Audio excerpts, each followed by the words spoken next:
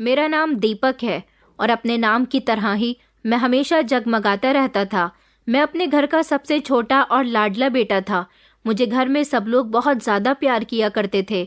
हर कोई जितना मुझसे प्यार करता था उतने ही मेरे नखरे उठाता था। मैं अपने घर में सबसे छोटा था और अपने ख़ानदान का सबसे खूबसूरत लड़का था। हमारा जॉइंट फैमिली सिस्टम था। मेरे 2 चाचा और मेरे 2 बड़े भैया भी साथ ही रहते थे। जब मैं 10 साल का हुआ तो मेरे चाचा को मेरे पापा ने उनके घर का हिस्सा दे दिया था और वो लोग दूसरे शहर में जाकर नए घर लेकर शिफ्ट हो गए थे। उसके बाद सिर्फ हमारी ही फैमिली उस घर में बची थी। मेरे सबसे बड़े भैया मुझसे उम्र में पूरे 15 साल बड़े थे और उससे छोटे भैया 7 साल बड़े थे। हमारी कोई बहन नहीं थी। मेरी माँ का कहना था कि जब मेरा जन्म हुआ था तब उनको काफ़ी सारी कॉम्प्लिकेशंस हो गई थी, जिसकी वजह से वो बहुत प्रार्थना करती थी कि उनका बच्चा सही सलामत इस दुनिया में आ जाए। जब मैंने जन्म लिया तो घर में खुशियों का माहौल छा गया था और उसके बाद से ही मेरे पिताजी का कारोबार बहुत अच्छा चलने लगा, जिससे घर में सबको यही लगा कि उनके बेटे का जन्म होने के बाद हमारे घर के हालात काफ़ी हद तक बेहतर हो गए हैं। मेरे कदम इस घर में और मेरे घर के लोगों के लिए बहुत शुभ माने गए थे। यही वजह थी कि सब लोग मेरे नाज नखरे खूब उठाया करते थे। मुझे कोई नाराज भी नहीं होने देता था। कभी मेरी आंखों में आंसू नहीं आए थे। जब जब हर साल मेरा बर्थडे होता था तब तब मेरे पापा को खूब सारी कामयाबी मिलती थी। ये मेरा भाग्य था या फिर कुछ और, मगर मेरे घर वालों को यही लगता था कि मैं अपनी फैमिली के लिए बहुत लकी हूँ। हमारा घर बहुत बड़ा था और सब लोग आपस में मोहब्बत से रहते थे। मैं अपने घर के एक एक मेंबर का लाडला था। सब मेरी तारीफ किया करते थे कि मैं बचपन में ही इतना खूबसूरत हूँ तो जवान होकर मेरी सुंदरता कहाँ से कहाँ तक पहुँच जाएगी। मेरे नखरे कभी ख़त्म ही नहीं होते थे। मैं अगर कभी कोई बदतमीज़ी भी कर देता तो कोई मुझे डांटता तक नहीं था। हर कोई मुझे प्यार से समझाता था। मेरी हर ख्वाहिश मेरे मुंह से निकलने से पहले ही पूरी कर दी जाती थी। सबसे ज़्यादा तो मुझे मेरे पिताजी प्यार करते थे। माँ भी प्यार करती थी। उनका कहना था कि मेरी तो तुम में जान बसती है। दोनों भाई भी प्यार करते थे, मगर अपने कारोबार में बिजी होने की वजह से वो मुझ पर ज़्यादा ध्यान नहीं दे पाते थे। लेकिन जैसे ही फ्री होते मेरी कोई ना कोई ख्वाहिश पूरी कर देते थे। मेरी माँ की सुबह तो हमेशा मुझे देखकर ही होती थी और वो रात को मुझे देखे बिना सोती नहीं थी। और मेरे पिताजी तो मुझे बेटा बेटा करते नहीं थकते थे और बड़े भैया तो बार बार मेरे लिए चॉकलेट्स लेकर आया करते थे। इतनी मोहब्बत मिलने पर मैं काफ़ी घमंडी और बदतमीज़ हो गया था और घर वाले मेरी हर बदतमीज़ी और गलती को मुस्कुराकर बर्दाश्त कर लिया करते थे। मुझसे ना कोई जलन रखता था और ना ही कोई मेरी किसी बात को टालता था। जब मेरे चाचा और चाची हमारे घर में रहते थे वो भी मेरी हर डिमांड पूरी किया करते थे और मुझे बिल्कुल अपनी औलाद की तरह प्यार किया करते थे।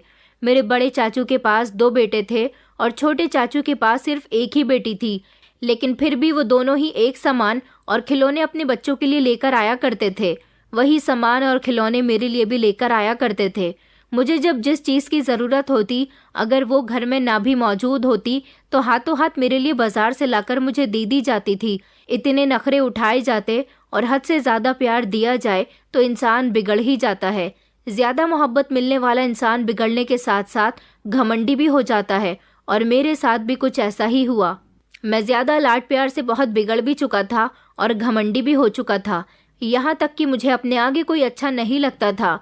मुझे पता था कि मेरे एक ही इशारे पर मेरी बात मान ली जाती थी, इसलिए मैं जानबूझकर ऐसी ऐसी डिमांड्स करता था जिनको मेरे घर वाले आसानी से पूरी नहीं कर पाते थे। गुजरते हुए समय के साथ साथ मैं हर किसी को अपने से कम समझने लगा था। मुझे लगता था कि मैं बहुत स्पेशल हूँ या फिर दुनिया का सबसे स्पेशल इंसान हूँ। जिस तरह से हमेशा मुझे ट्रीट किया गया था उस हिसाब से मुझे यही लगता था कि इस दुनिया में मैं ही इकलौता एक ऐसा इंसान हूँ जिसकी हर ख्वाहिश चुटकियों में पूरी हो जाती है, जिससे सब लोग प्यार करते हैं, जिसकी सब लोग बात मानते हैं। लेकिन मैं कभी समझ नहीं पाया कि ये सब कुछ मेरे पिता के पैसों की वजह से था। मैंने कहीं सुना था कि लोगों का बर्ताव आपके साथ आपके पिता के पैसों की वजह से होता है। आपके पिता की जेब में अगर ढेर सारे पैसे हैं तो लोग आपको भी अहमियत देंगे। जितनी आपके पिता के पास ज़्यादा दौलत हो उतना ही लोगों का बर्ताव आपके साथ अच्छा रहेगा। फिर भले ही आपकी शक्ल अच्छी हो या ना हो, मगर दौलत तो है। और आज के समय में इंसान की शक्ल इतनी अहमियत नहीं रखती जितनी उसकी जेब में मौजूद दौलत रखती है। लेकिन अगर आपके पास दौलत नहीं है तो उन्हीं लोगों को आपके अंदर ढेर सारी कमियां नजर आती हैं। फिर चाहे आपकी शक्ल बहुत ज्यादा अच्छी हो, भले ही आपके अंदर ढेर सारे गुण हों। मेरे पिता अपने भाइयों में सबसे छोटे थे। पहले उनके घरेलू हालात बहुत ज्यादा कमजोर हुआ करते थे। मेरे पिता एक छोटी सी फैक्ट्री में काम किया करते थे, लेकिन जब मेरा जन्म हुआ तो उस फैक्ट्री की तरक्की हो गई, जिसका सारा क्रेडिट मेरे पिताजी को मिला था। कहने को तो मेरे दोनों भाई ही कम उम्र से नौकरी पर लग गए थे, क्योंकि वो दोनों पढ़े लिखे नहीं थे। लेकिन जब पिताजी को कामयाबी मिली तो धीरे धीरे दोनों भाई भी कामयाब हो गए और फिर हमारे घर के हालात बदल गए। घर में जो हमारे दोनों चाचू रहा करते थे, उनको भी उनके अलग से घर खरीद कर दे दिए गए। अब ये हमारा छोटा सा घर, जिसके एक हिस्से में हमारा परिवार रहा करता था, वो अब दोनों चाचू के जाने के बाद पूरा का पूरा हमारा हो गया था और इस तरह हमारा छोटा सा घर बड़ा हो गया। मेरे पिता ने अपनी कमाई से अपने दोनों बड़े बेटों को कारोबार कराया। उन दोनों की उस समय उम्र कम थी और मैं बहुत छोटा था। उसके बाद हमारे पुराने से घर को एक अच्छा सा नया रूप दे दिया गया था। ये सब कुछ मेरे पिता और भाइयों ने मिलकर किया था। अपनी मेहनत से मेरे पिताजी ने इस घर को बहुत खूबसूरत बना दिया था। फिर जब धीरे धीरे हम लोग बड़े हो गए तो पिताजी ने मेरे दोनों भाइयों का रिश्ता लगाया और उनकी खूब धूमधाम से शादी की थी। उनकी शादी में कोई कमी नहीं छोड़ी गई थी। मेरे दोनों भाइयों की उम्र में आपस में वैसे तो काफी फर्क था, लेकिन दोनों जब जवान हुए तो एक ही उम्र के लगते थे। दोनों भाइयों की शादी पर मेरी उम्र 15 साल थी। इस सब के बीच कभी पिताजी ने अपने बारे में नहीं सोचा था, और अब जब पिताजी ने अपने बारे में सोचना शुरू किया, उनकी उम्र 55 से ज्यादा हो चुकी थी। मेरे दोनों भाइयों की शादी हुई तो 1 साल बाद मेरी बड़ी भाभी ने बेटी को जन्म दिया था। उनकी बेटी के घर में आ जाने से सब लोग बहुत खुश हो रहे थे। उसी तरह से खुशियां मनाई गई थी जिस तरह से मेरे जन्म पर खुशियां मनाई गई थी, क्योंकि मेरे बाद मुझसे कोई और छोटा आ गया था। और भला खुशियां क्यों नहीं मनाई जाती। पहले मैं अपने घर का सबसे छोटा मेंबर हुआ करता था और अब मुझसे भी छोटी मेरी भतीजी आ गई थी। हमारी वैसे भी कोई बहन नहीं थी। जब मेरी भतीजी के कदम इस घर में आए तो सब लोग खुशी से झूम उठे थे। मेरे तो जन्म के बाद से ही मेरे अच्छे दिन शुरू हो गए थे। सब कहते थे कि हमारे घर में पैदा होने वाले बच्चों के कदम शुभ होते हैं और उनका भाग्य जाग उठता है। फिर मेरे पिताजी के पास पैसे की भी कोई कमी नहीं थी, इसलिए मेरे साथ तो लोगों का और हमारे घर के लगभग सारे ही मेंबर्स का बिहेवियर बहुत अच्छा रहता था। मेरे पिताजी के पैसों से ही ये घर चलता था, क्योंकि मेरे भाई थोड़ा बहुत ही काम करते थे। हमारे घर में किसी चीज़ की कमी नहीं थी, इसलिए उनको लगता था कि उन्हें ज़्यादा मेहनत करने की ज़रूरत नहीं है। दोनों को तो कभी अपनी सैलरी अकाउंट से निकलवाने की ज़रूरत ही नहीं पड़ी थी।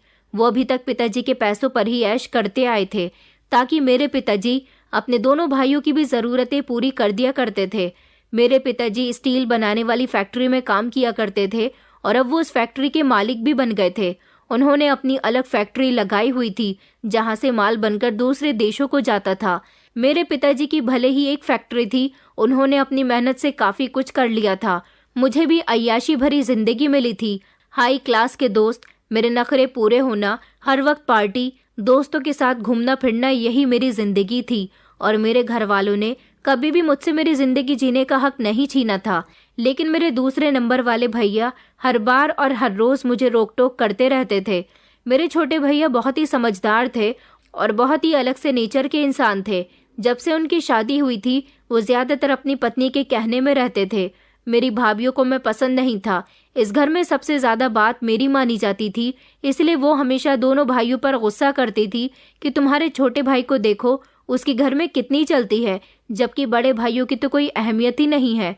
उन्होंने घर में आने के बाद दोनों भाइयों को मेरे खिलाफ भड़काना शुरू कर दिया था, जिससे मेरे दोनों ही भाई धीरे धीरे मुझसे दूर होते जा रहे थे। लेकिन मेरे माता पिता मेरे साथ थे। मेरी हर ख्वाहिश पूरी होती थी, इसलिए मुझे कभी इस बात का अंदाज़ा ही नहीं हुआ कि मेरे दोनों भाइयों के दिमाग में और दिल में मेरी भाभीियों ने क्या कुछ नहीं बसा दिया। भैया जब भी मुझे बाहर मिलते थे तो हमेशा मुझे समझाते रहते थे। मैं तो अपनी ज़िंदगी में मस्त था। मैं कहाँ किसी के सुनने वालों में से था।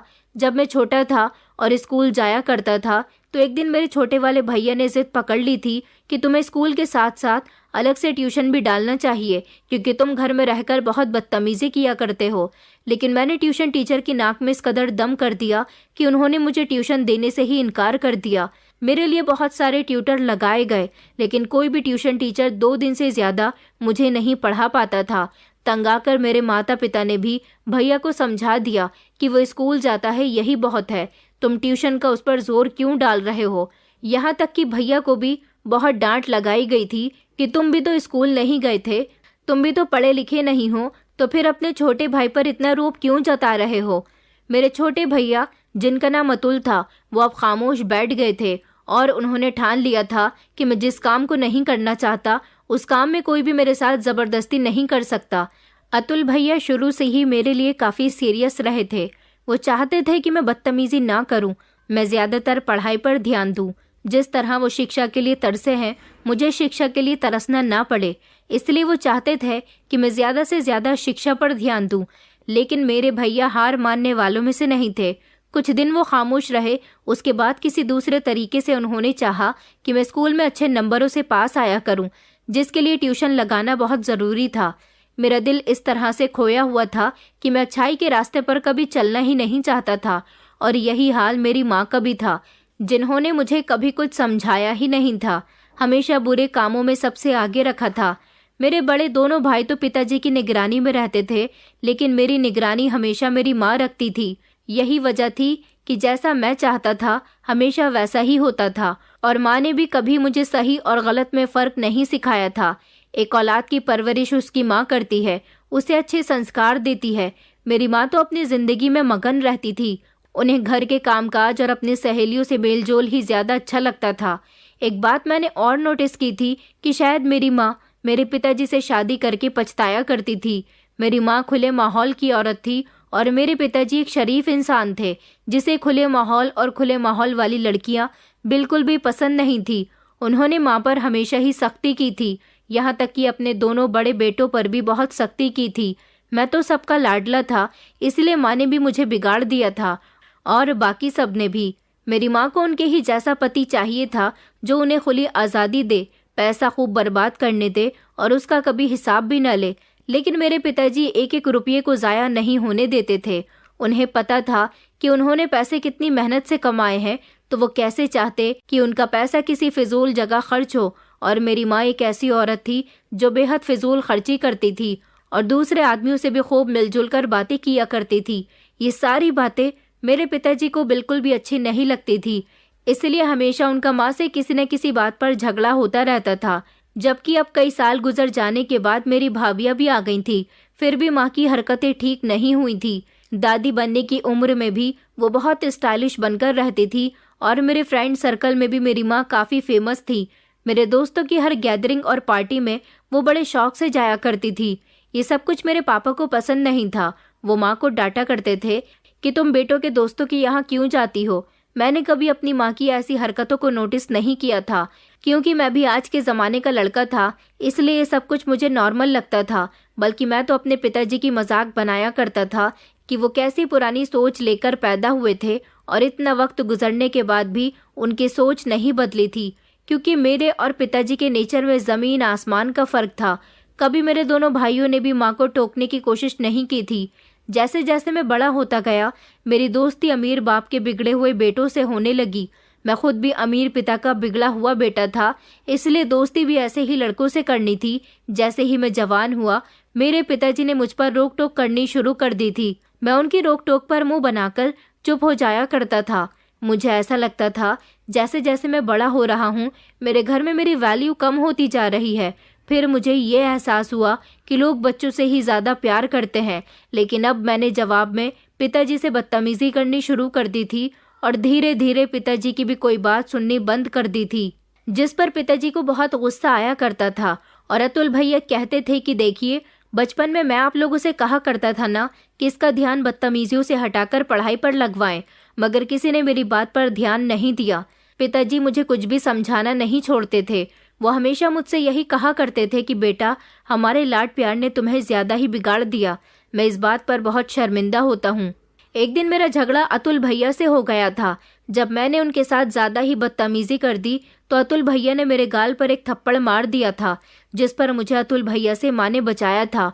मुझे आज तक हल्का सा थप्पड़ भी किसी ने नहीं लगाया था और मेरे भैया ने मुझे जोरदार थप्पड़ मार दिया था।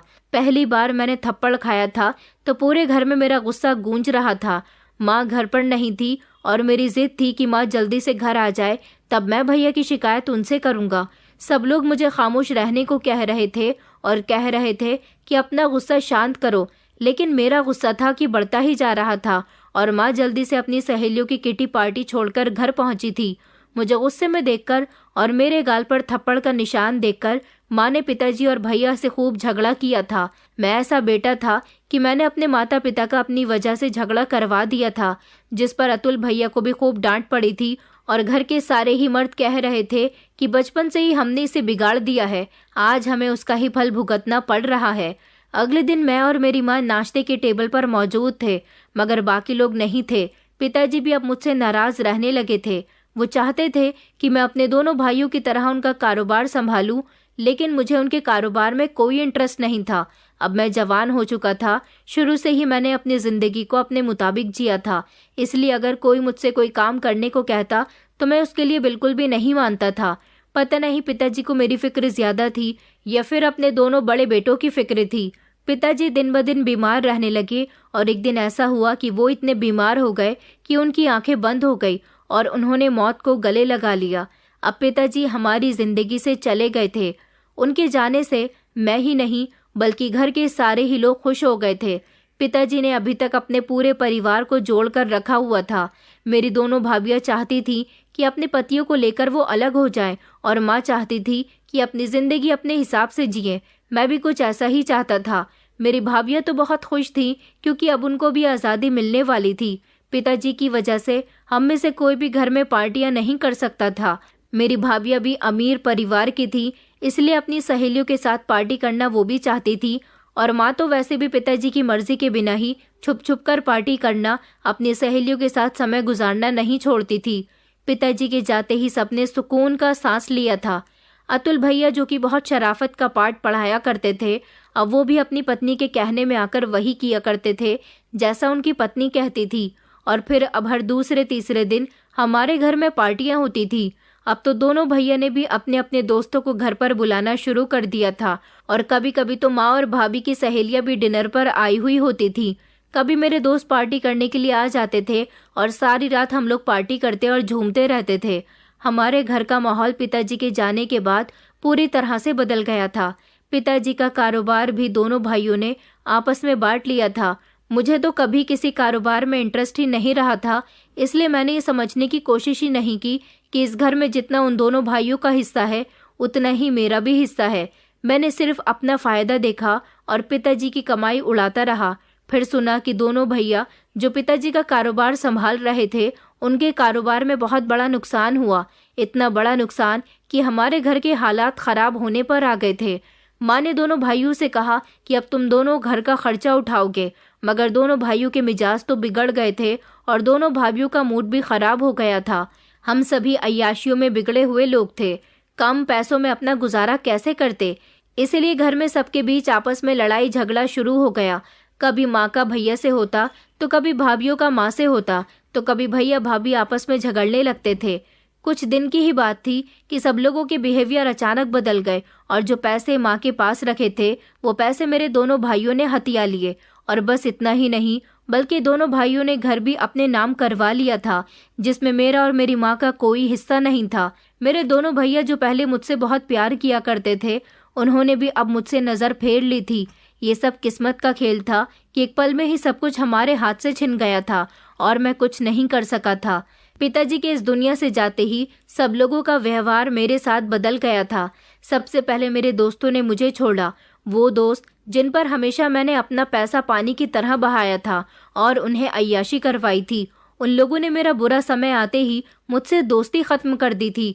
और मेरे बड़े भैया जो मेरे नाम से नहीं बल्कि बेटा कहकर बुलाते थे और मेरी हर बदतमीजी पर मुस्कुराते थे कि बच्चा है, लेकिन अब मेरे जरा सा ऊंचा बात करने पर भी वो मुझे ऐसे डांट रहे थे जैसे मैं उनका कोई नहीं लगता।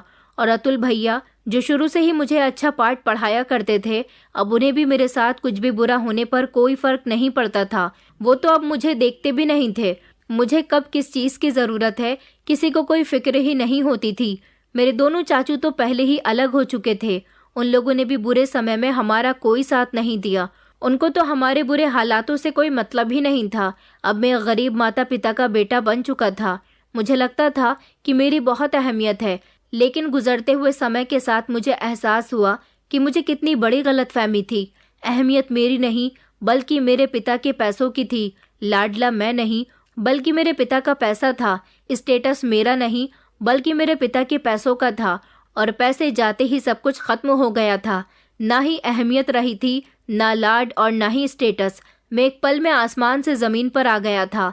माँ बीमार होकर बिस्तर से लग गई थी और रिश्तेदारों का खून सफ़ेद हो गया था। यहाँ तक कि अतुल भैया और शरद भैया ने मुझे और माँ को घर से जाने को कह दिया था। वो घर मेरे पिताजी का था, लेकिन उस समय उन्होंने घर पर अपना कब्जा जमा लिया था और मेरे पास कुछ भी नहीं था। उन्होंने तो अपनी सगी माँ को भी कुछ नहीं समझा था। अब मेरे और माँ के पास सिवाय घर छोड़कर जाने के लिए कोई दूसरा रास्ता नहीं बचा था। सब लाड प्यार खत्म हो चुका था। मेरे दोनों भैया, जिनसे मुझे उम्मीद थी कि वो मुझसे बहुत प्यार करते हैं, लेकिन अब तो वो मेरी इज्जत भी नहीं करते थे। उनका यही कहना था कि तुम भी जवान हो गए हो, बस तुम्हारी जिंदगी बहुत आराम और ऐश से गुजर गई, अब अपनी मेहनत से कमाओ और खाओ। अब मेरे अकाउंट में भी कोई पैसा नहीं था। वो लोग कहते थे कि अगर कोई कामकाज करोगे तभी इस घर में रहोगे, मगर मैं तो कोई कामकाज करना भी नहीं जानता था। न मैंने अपनी शिक्षा ठीक से कंप्लीट की थी जो मुझे कहीं नौकरी मिल पाती। उन्होंने कहा कि अगर इस घर में रहना है तो हमें पैसे देने होंगे, लेकिन मेरे पास कुछ भी नहीं था। इसलिए उन्होंने मेरा सामान उठाकर घर से बाहर फेंक दिया और मुझे और माँ को धक्के मारकर घर से निकाल दिया। मुश्किल समय ने सबने अपनी औकात दिखा दी थी। अपने घर से निकल जाने के बाद मैं और माँ सोच ही रहे थे कि कहाँ जाए। फिर माँ को अपने मायके का ख्याल आया, जहाँ मेरे नाना नानी रहा करते थे। मेरी माँ अपने माता पिता की इकलौती बेटी थी। मेरे नाना नानी तो इस दुनिया से जा चुके थे। अब उस घर में ताला पड़ा हुआ था और उस घर की चाबी मेरी माँ के ही पास थी। वो घर एक गंदी सी बस्ती में बना हुआ था। मुझे तो वहाँ पहुँचते ही घिन आने लगी थी।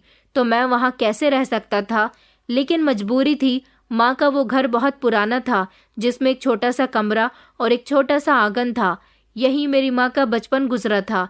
इस घर की दीवारें भी पूरी तरह से खराब थीं और हर तरफ धूल मिट्टी जमी हुई थी। नाना नानी तो कई सालों पहले ही इस घर को छोड़कर जा चुके थे, इसलिए इस घर की हालत ऐसी हो गई थी और यहाँ कोई नहीं रहता था। माँ ने तो पिताजी के दिन बदलने के बाद कभी यहाँ पलटकर देखा ही नहीं था। आखिरकार इतना अच्छा घर छोड़कर वो इस बेकार से घर को देखने के लिए क्यों आती। लेकिन अब मुश्किल समय में उनको ये बेकार सा घर ही याद आया था। माँ, जिसने घर में नौकर होने की वजह से कामकाज करने ही छोड़ दिए थे, लेकिन जैसे तैसे उन्होंने घर की सफाई की। माँ से अकेले से तो ये सब कुछ नहीं हो रहा था, इसलिए उन्होंने अपने पड़ोस की एक औरत को बुलाया और उनके साथ मिलकर घर को अच्छी तरह से चमका दिया था। मेरे पास मेरा एक महंगा और कीमती मोबाइल था, जिसको बेचकर मैं घर के राशन का थोड़ा सा सामान ले आया था। वो पड़ोस वाली औरत कुछ दिनों तक हमारे घर आती रही और थोड़ा बहुत काम करती रही। माँ के पास थोड़े से पैसे थे, वो पैसे काम करने के दे दिया करती थी। लेकिन जब धीरे धीरे पैसे खत्म होने लगे तो माँ ने घर के सारे काम खुद ही करने शुरू कर दिए। इतनी तंगी में जिंदगी गुजारनी पड़ेगी मैंने कभी सोचा भी नहीं था।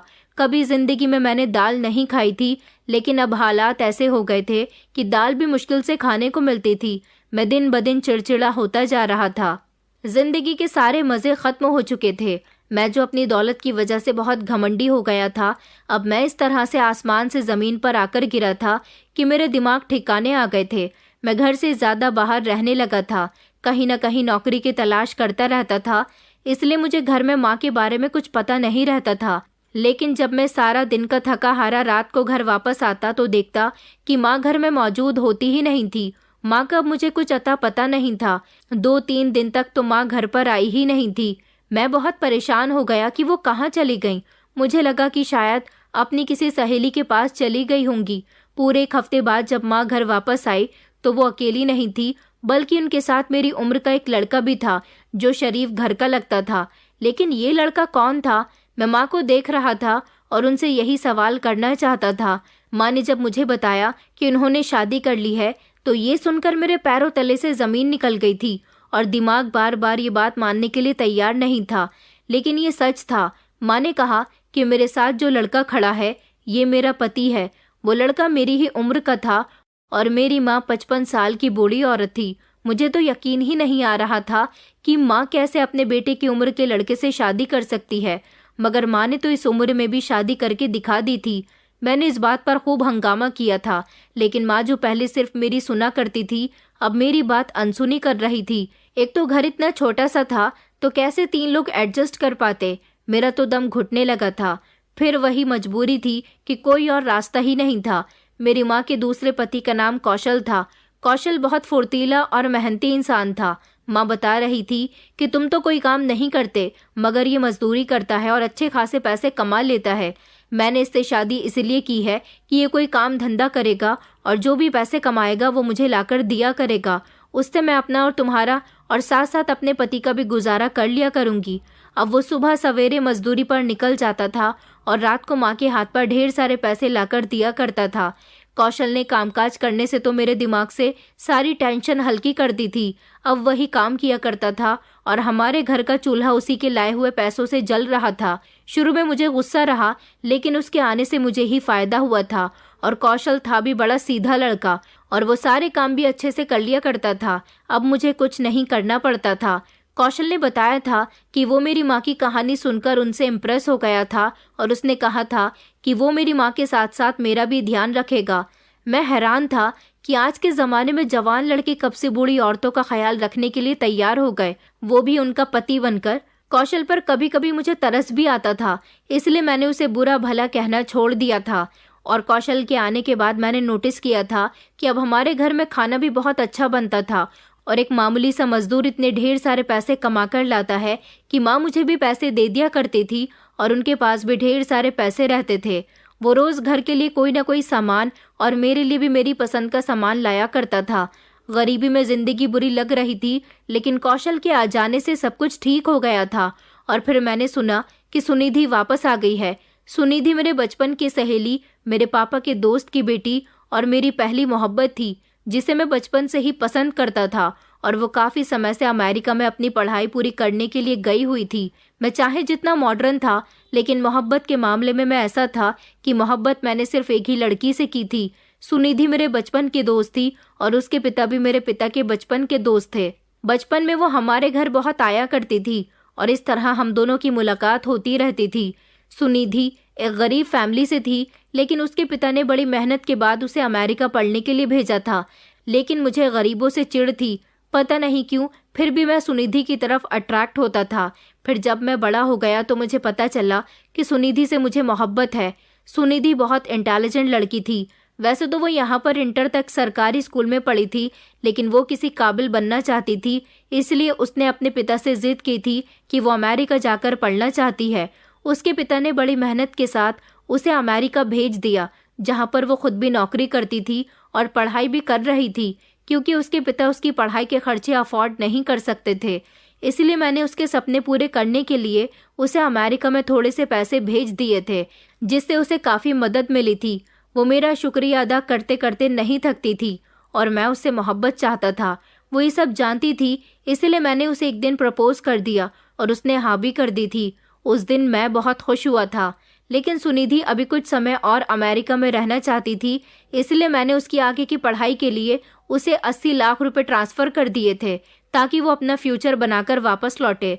मैं उसका और अपना फ्यूचर एक साथ देखता था, लेकिन पिछले कुछ दिनों से जो हालात गुजरे थे, उसकी वजह से मैं सुनिधि से कांटेक्ट ही नहीं कर पाया था। और अब जब सुना कि वो वापस आ रही है, तो मेरी खुशी का कोई ठिकाना नहीं रहा। लेकिन मुझे बुरा भी लगा कि सुनिधि आ चुकी थी, लेकिन उसने मुझे नहीं बताया था। मेरे दिल में डर बैठ गया कि कहीं मेरा स्टेटस बदलने की वजह से सुनिधि ने भी सबकी तरह मुझे छोड़ तो नहीं दिया। अब मेरा ये डर आखिरकार सच साबित हो ही गया। मैं अच्छे से तैयार होकर सुनिधि से मिलने के लिए उसके घर गया था, लेकिन वहां जाकर मुझे पता चला कि सुनिधि का रिश्ता मेरे ही दोस्त विराट के साथ तय हो गया। सबकी तरह सुनिधि भी एहसान फरामोश निकली थी। सुनिधि की अच्छी जॉब लग गई थी, पढ़ लिख कर वो कामयाब हो गई थी, जिससे वो अब काफ़ी पैसा कमाने के काबिल हो गई थी। इसलिए वो मुझ जैसे गरीब लड़के के साथ अपना फ्यूचर तबाह नहीं करना चाहती थी। मैं ही था जिसकी वजह से उसका फ्यूचर बना था, और वो मुझसे आंखें फेर कर मेरे दोस्त का हाथ थाम रही थी, क्योंकि मेरा दोस्त अमीर था। सबकी तरह सुनिधि की भी हकीकत खुलकर मेरे सामने आ गई थी। सही कहते हैं लोग, जिसको जितनी इज्जत दो वो उतना ही सर पर चढ़कर नाचने लगता है। यही हाल सुनिधि का भी था, जो मेरी वजह से किसी काबिल हुई थी, वरना आज भी वो गरीब पिता की ही बेटी होती। मैं उसके घर के दरवाजे से खामोशी से वापस आ गया था और उस दिन के बाद मैं अंदर ही अंदर से टूटने लगा। मैं अपनी जिंदगी से तंग आ चुका था, क्योंकि ऐसी जिंदगी मेरे लिए नर्क थी। लेकिन एक दिन सारी सच्चाई मेरे सामने तब आई जब माँ का एक्सीडेंट हुआ और वो इस दुनिया को छोड़कर चल बसी। मेरे पास इकलौती एक माँ ही तो सहारा था, और वो भी मुझे छोड़कर चली गई थी। माँ की मौत की खबर मैंने अपने दोनों भाइयों और दोनों चाचू को दी थी, लेकिन कोई भी माँ के अंतिम संस्कार के लिए नहीं आया था। मोहल्ले के लोगों के साथ मिलकर मैंने अपनी माँ का अंतिम संस्कार कर दिया था। माँ के मरने के बाद मुझे लगा कि अब कौशल भी चला जाएगा, लेकिन वो नहीं गया। मुझे लगा कि शायद उसका इस दुनिया में कोई नहीं है, लेकिन अब तो मेरी माँ भी उसके लिए नहीं रही थी। वो अकेला था, वो कहीं भी जा सकता था, जवान था, किसी और के साथ शादी करके अपनी जिंदगी दोबारा से शुरू कर सकता था, लेकिन वो नहीं गया। जिस तरह से वो मेरी माँ के लिए पैसे कमाया करता था, उसी तरह से मेरे लिए भी पैसे कमा रहा था। वो हमेशा खामोश रहता था। मुझे और क्या चाहिए था? वैसे भी मेरी जगह वो मुझे घर बैठे पैसे कमाकर दे रहा था। मैं तो मेहनत करना जानता ही नहीं था। मैं उसे यहाँ से भेजकर अपनी ज़िंदगी ख़राब तो नहीं कर सकता था, इसलिए मैं उसे क्यों जाने देता। ऐसे ही कई दिन गुजर गए। कौशल मेरा नौकर बनकर मेरे सारे काम करता था। कौशल ही कमाता भी था और मेरे छोटे मोटे काम भी कर दिया करता था। मैं राजा महाराजाओं की ज़िंदगी गुजार रहा था और फिर बैठकर सुनिधि को कोसता रहता था। एक दिन मैं सुबह उठा तो मेरे बिस्तर के बराबर में चाय नहीं थी, क्योंकि काम पर जाने से पहले कौशल जब अपने लिए चाय बनाता था तो मेरे लिए भी बनाकर मेरे बिस्तर के बराबर में रख दिया करता था। लेकिन आज चाय नहीं थी। मैं कौशल की खबर लेने के लिए गुस्से से कमरे से निकलकर किचन की तरफ गया, लेकिन वो वहां पर भी नहीं था, बल्कि मुझे लगा कि वो काम पर गया होगा। मुझे उसके काम से वापस लौटने का इंतजार करना चाहिए, लेकिन वो तो काम से भी वापस नहीं आया था। मैं परेशान हो गया था कि आखिर कौशल गया तो गया कहाँ। मैं परेशानी की वजह से उसको हर तरफ ढूंढता फिर रहा था। उसको गायब हुए 2 दिन गुजर गए थे, लेकिन उसका कुछ अता पता नहीं चल सका। एक दिन दरवाजे पर जोर जोर से दस्तक होने लगी। मैं समझा कि कौशल वापस आ गया है, लेकिन जैसे ही मैंने दरवाज़ा खोला तो सामने खड़ी पुलिस को देखकर मेरे पैरों तले से ज़मीन निकल गई। पुलिस मेरे घर की तलाशी लेने के लिए आई थी, मगर क्यों? क्यों का जवाब मुझे तब मिला जब थोड़ी देर के बाद मेरे कमरे की तलाशी के दौरान एक पुलिस वाले ने मेरे बिस्तर की तलाशी ली। तो ये देखकर मेरी आंखें फटी की फटी रह गईं और दिमाग चकराकर रह गया था कि मेरे बिस्तर के नीचे ढेरों की संख्या में नशे के पैकेट रखे हुए थे, जो कि तलाशी के दौरान सारे नशे का सामान मेरे कमरे से निकला था और मेरे घर में मौजूद था। इसलिए पुलिस ने फौरन मेरे हाथों में हथकड़ियां पहना दी और मुझे कसूरवार समझ लिया, मगर मैं तो इस बारे में कुछ भी नहीं जानता था। पुलिस मुझे अपने साथ अरेस्ट करके पुलिस स्टेशन ले गई, जहां मुझे पता चला कि मेरी माँ का पति मतलब कि कौशल ड्रग्स का स्मगलर था और मेरी माँ भी शुरू से ही यही काम किया करती थी।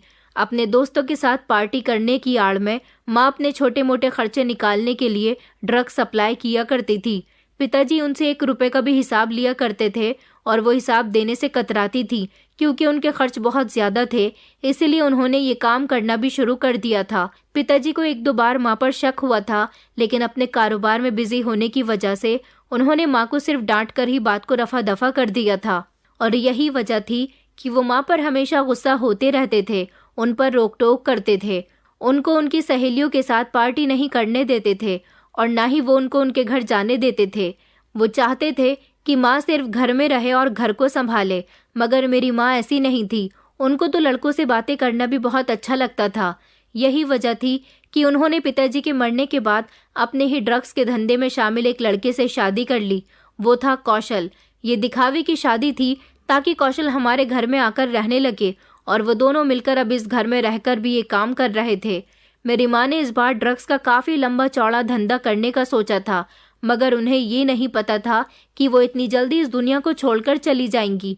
कौशल के पास माल था और मेरी माँ के पास कस्टमर, इसलिए उन दोनों ने हाथ मिला लिया। मेरी माँ उससे ड्रग्स खरीदकर अपनी सहेलियों को सप्लाई किया करती थी और जवान लड़के लड़कियों से दोस्ती करके उनको अपनी बातों में लेकर उन्हें भी ड्रग्स बेच दिया करती थी। अब वो सारे ही पैसे मेरी माँ कौशल से ले लिया करती थी। कौशल के पास कुछ भी नहीं बच रहा था, इसलिए उसने मेरी माँ को रास्ते से हटाने का फैसला किया ताकि उसे मेरी माँ को हिस्सा न देना पड़े, और मासूम बनकर मेरे साथ रहने लगा। और जैसे ही उसे पुलिस के छापे की खबर मिली, वो इल्ज़ाम मुझ पर डालकर भाग गया। यहाँ कानून की नज़र में मैं भी माँ और कौशल का साथी ही था, इसलिए मुझे 7 साल की सज़ा हुई। मेरी तो जैसे ज़िंदगी बर्बाद हो गई थी। जब मैं जेल में था तो मुझसे मिलने के लिए कोई नहीं आया था। जिन पर मैंने अपना पैसा और समय बर्बाद किया था, अगर वो पैसा मैंने सही जगह लगाया होता या फिर अपने कारोबार पर ही लगा लेता तो शायद आज वो मेरे बहुत काम आता और मैं जेल में ना सड़ रहा होता। पूरे 7 साल की सज़ा के बाद जब मैं जेल से वापस लौटा तो मैंने अपने आप को काफ़ी हद तक सुधार लिया था और सोच लिया था कि इंसान जब मेहनत करता है तो अपने आने वाले कल को बेहतर बनाता है। मैंने मेहनत करना सीख लिया था और सोचा कि अभी मेरी काफ़ी ज़िंदगी पड़ी हुई है। मैं अपनी ज़िंदगी को पहले की तरह बर्बाद नहीं कर सकता और दूसरों के भरोसे भी नहीं छोड़ सकता। इसलिए मैंने मेहनत करना शुरू कर दिया। नौकरी की तलाश करने गया। जितने भी पैसे मिलते हैं उनसे मैं अपना गुजारा कर लिया करता हूँ। आप लोग मेरे लिए प्रार्थना कीजिए कि मेरे दिन पहले जैसे हो जाए। मेरे दिन पहले जैसे तो भले ही नहीं हो पाएंगे, क्योंकि मेरी माँ और पिता अब इस दुनिया को छोड़कर जा चुके हैं। मेरे पिता जो एक शरीफ इंसान थे, मेरे परिवार वाले जो बचपन में मुझे बहुत प्यार किया करते थे। कभी कभी बच्चे लाड प्यार से इतना बिगड़ जाते हैं कि उनके अंदर कुछ भी करने की हिम्मत नहीं होती। वो अपने माता पिता पर ही हमेशा निर्भर होते हैं। मैं आप सभी लोगों से यही रिक्वेस्ट करना चाहती हूँ कि अपने पैरों पर खड़ा होना सीखिए। अपने पिता की कमाई पर निर्भर ना रहिए। वक्त तो बदलता रहता है, क्या पता आज अच्छा है तो कल बुरा हो जाए। इसलिए बुरे वक्त के लिए पहले से ही हमें तैयारी करके रखनी होगी ताकि आप बुरे समय में उस समय से अच्छे से लड़ सकें। दोस्तों, उम्मीद करती हूँ आपको हमारी कहानी पसंद आई होगी। कहानी पसंद आई है तो वीडियो को लाइक करें, चैनल पर नए हैं तो चैनल को सब्सक्राइब करें और हाँ, नोटिफिकेशन बेल को ज़रूर दबाएं ताकि अगली अपडेट सबसे पहले आपको मिले।